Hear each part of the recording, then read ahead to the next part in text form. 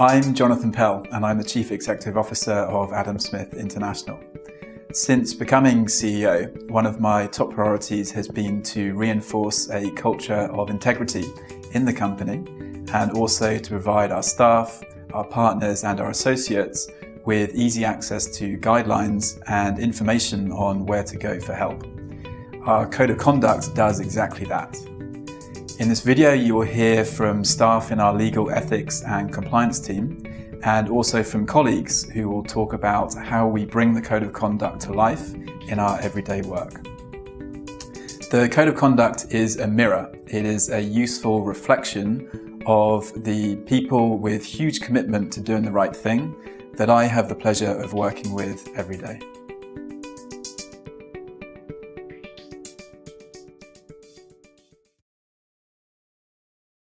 A conflict of interest is any interest, personal or professional, that interferes with your ability to act independently or objectively.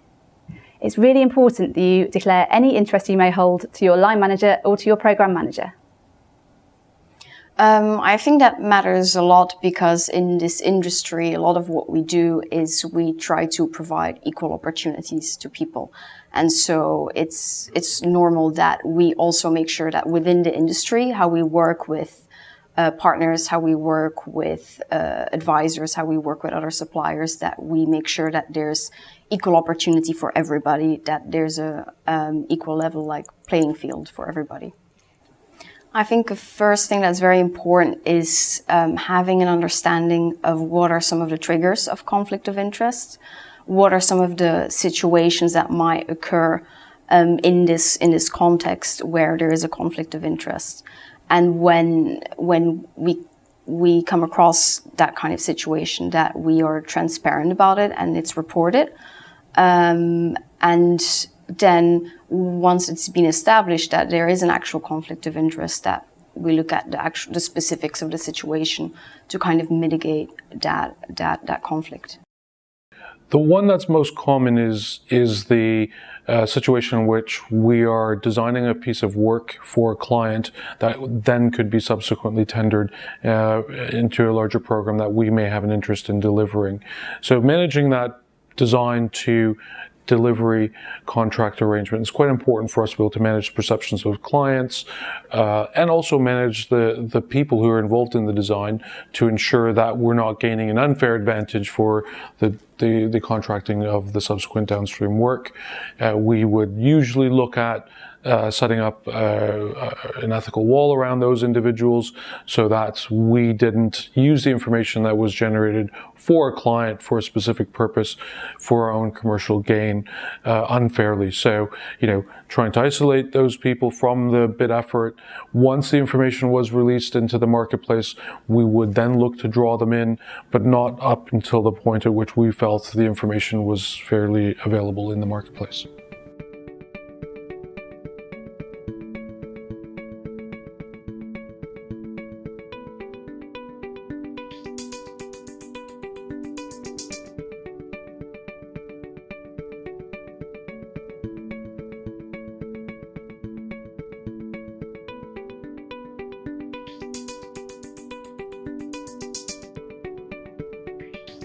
ASI operates in a number of challenging environments where fraud is a significant risk factor. Fraud takes many forms, but it includes theft, misuse of funds, misuse of assets, facilitation payments and kickbacks. All these are banned under our Code of Conduct. We had purchased two vehicles, and the owner of these vehicles had come up claiming that these vehicles are his and that he did not sell these vehicles to ASI. So that is when the case came to me. I looked at the case and it screamed fraudulent activity all through. So we quickly did a quick investigation, quick review to get to the details of the issues. And it came out that a number of unusual activities had taken place across the procurement and payment process. One, we had used an intermediary to purchase these vehicles, to procure these vehicles. Two, we had made payment to an account other than that of the supposed supplier. Three, no due diligence was performed on this supplier. The intermediary was actually an individual, and he gave instructions to the company through an email, and that meant as well that none of the procurement officers within the company had met the actual supplier of these vehicles, other than the intermediary. So there were a number of points here and there that screamed out. So from the supply side, I think one of the lessons that you never should you perform undertake a procurement of this nature, purchasing vehicles without performing proper due diligence and background checks on your suppliers. That was lessons 1. 2 is never use an intermediary. Never make a payment to a third party. Always make a payment to the supplier.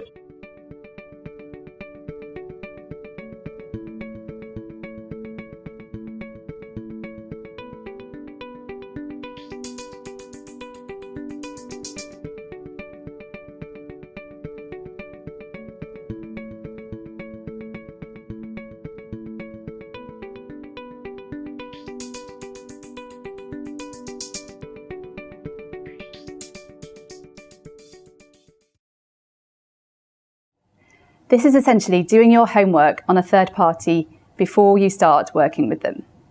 This does not mean that you can't work with an organisation that has a higher risk profile. ASI has quite a high risk tolerance, and that enables us to do some of the most important work that we do. The programme is actually working in farming and agriculture across the region. And so like agricultural seed providers, organisations like that, we had 20 different there were 20 different grantees across 5 countries, all of who were sort of local, small organisations. We were looking for, well, firstly, their ability to be able to manage the project and deliver on the project themselves. Number 2 is, can they manage the risk that arise within those projects? Do you have those mechanisms and processes to be able to do that, and the capacity to do that? And then thirdly, are there any other risks that come with working with them? Particularly, breaches of our own compliance with UK law.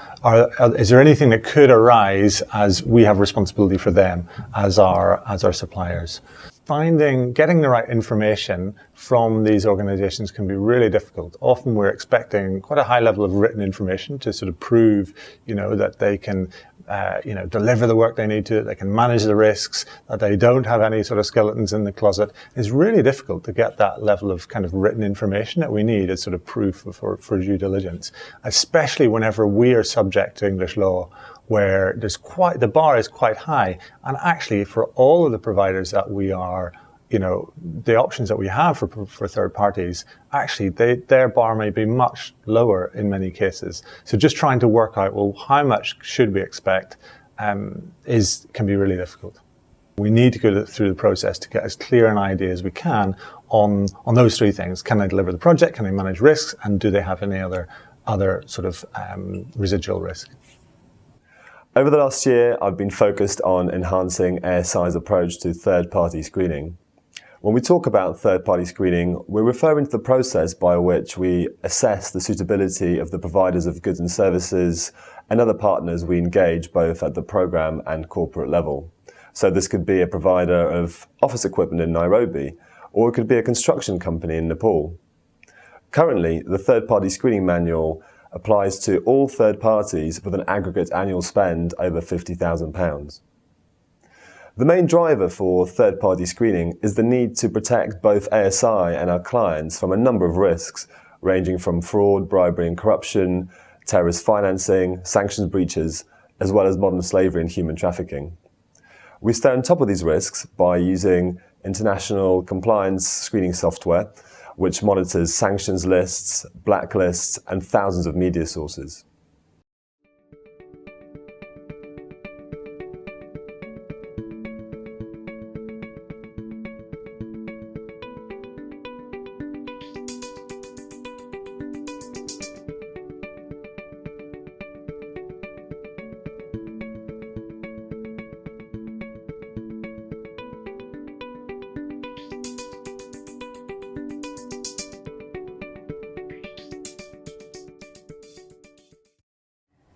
Whistleblowing is the act of speaking up in good faith about unethical behaviour without fear of suffering adverse treatment as a result of making that report. Whistleblowing is essentially a safe space to make a report, and we take it very seriously at ASI. My name's Caroline Cryer. I'm a senior counsel in the ASI Legal, Ethics and Compliance team. I'm also the company's safeguarding lead. A core part in creating an ethical workplace here at ASI is to ensure that everyone who works for ASI or represents ASI or comes into contact with ASI as a beneficiary can report any concerns that they have. We have a whistleblowing policy. We also have our external independent whistleblowing hotline for people to raise concerns. And people's concerns can be wide-ranging in nature. They might relate to safeguarding, for example, sexual harassment, or they might relate to fraud or dishonesty or bullying or discrimination. But whatever the nature of the concern, there are a number of key principles and commitments that we've set out in our whistleblowing policy and in our wider code of conduct that I think it's important to highlight. We encourage a culture here at ASI where it's okay to speak up, to raise concerns, and that people can raise concerns confidentially and even in the case of our hotline, anonymously if they prefer. Also, that concerns, once raised, will be acted upon, that we will thoroughly investigate those concerns, again, maintaining confidentiality, and also that there will be no retaliation for someone raising a concern. And we know that actually that's quite a key deterrent for people in being brave enough to speak up and raise a concern. If we can foster better reporting within our organisation, encouraging others to speak up or speaking up ourselves, that really will make ASI a better workplace.